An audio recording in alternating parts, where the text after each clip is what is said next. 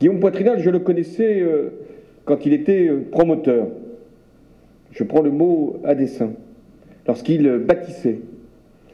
Et il m'avait déjà expliqué combien, parfois, de bonnes réglementations pouvaient être détournées et retarder des réalisations utiles pour l'économie française, des réalisations utiles pour les consommateurs français quand il s'agit de centres commerciaux, et qu'il y avait là une perte de croissance. Il en a fait un livre qui a été, non pas le premier que j'ai lu, mais qui a été un livre qui a été le premier que j'ai lu quand je suis devenu président de la République.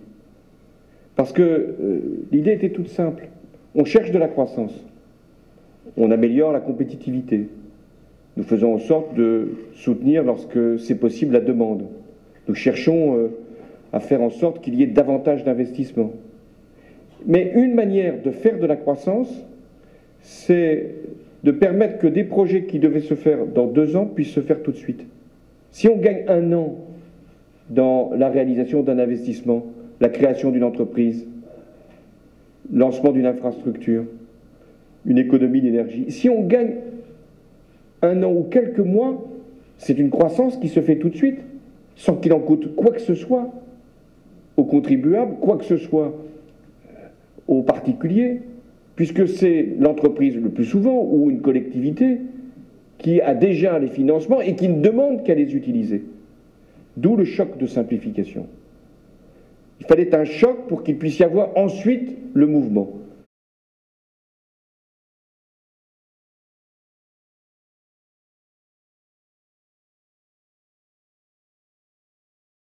La troisième exigence, c'est une exigence démocratique.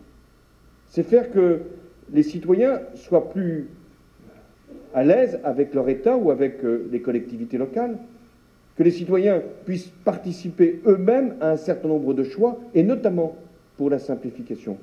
Il y a eu un appel à projet, un appel à proposition qui a été lancé, il y a eu de nombreuses réponses, et c'est ainsi que l'administration peut évoluer. Le dialogue en amont est préférable à la contestation en aval, si je puis dire. Et tout ce qui permet à un projet, quel qu'il soit, d'être compris, d'être partagé, évite ensuite des malentendus.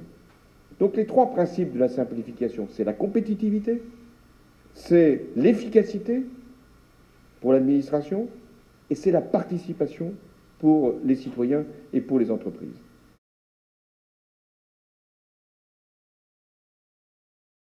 D'abord sur la construction. Pour le gouvernement, c'est une priorité majeure.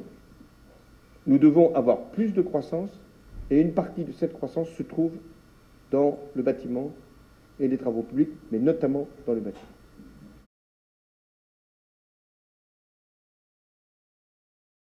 Il y a une autre manière de relancer la construction, sans qu'il en coûte là aussi quoi que ce soit au budget de l'État ou au budget des collectivités locales, c'est de faire que les autorisations, que les permis soient délivrés plus tôt. C'est ce que vous avez ici démontré. En France, d'ici la fin de l'année prochaine, un permis de construire sera délivré en 5 mois maximum, même quand sa délivrance est soumise à des procédures complexes.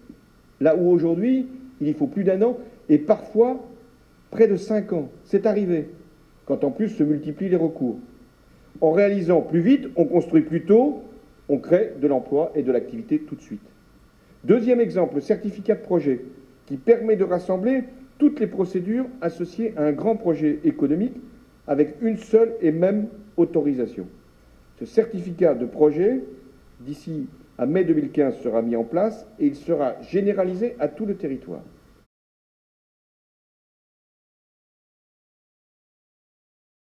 Procédure d'enquête publique, là aussi, j'en ai eu la démonstration. Pour des équipements, pour des infrastructures, c'est beaucoup trop lourd. Non pas qu'on veuille remettre en cause les droits majeurs de protection de l'environnement, mais nous avons besoin d'alléger. On demande parfois les mêmes documents, les mêmes informations pour plusieurs consultations successives. Votre proposition, elle est tellement évidente. Une seule procédure, une seule consultation, avec les mêmes informations permettant à de grands projets d'infrastructure de se faire sur le territoire. Et quand un projet met 10 ans à pouvoir se penser, se préparer, se décider, parfois il ne se construit pas, parce qu'il est contesté. Parce que le temps est ennemi même de l'information et de la compréhension. Le dialogue en amont est préférable à la contestation en aval, si je puis dire. Et tout ce qui permet à un projet, quel qu'il soit, d'être compris, d'être partagé, évite ensuite des malentendus. Quand un projet met 10 ans à pouvoir se penser, se préparer, se décider, parfois il ne se construit pas, parce qu'il est contesté. Parce que le temps est ennemi même de l'information et de la compréhension.